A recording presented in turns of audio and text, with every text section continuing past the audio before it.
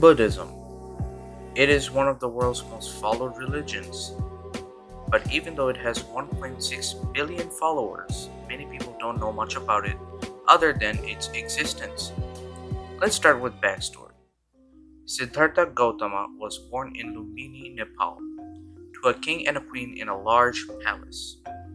A soothsayer had prophesied that he would become an emperor or a spiritual leader of the world if he had ever left the palace. Siddhartha grew up as a prince. He was very sheltered by his father, the king, who had wanted him to become an emperor. But he really wanted to see the world outside of his palace. So his father staged his visit to the outside world. When he went outside in his chariot,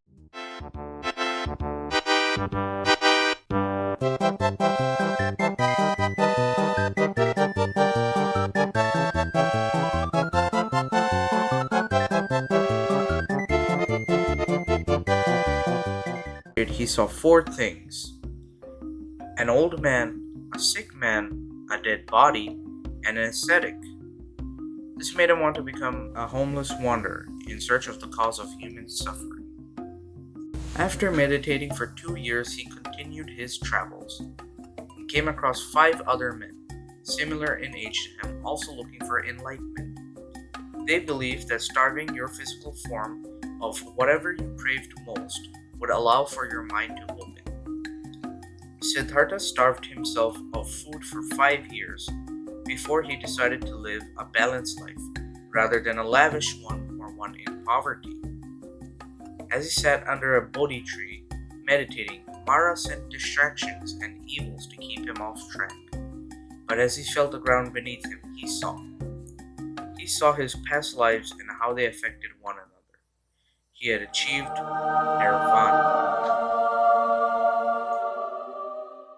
Now, you may be asking, what is nirvana?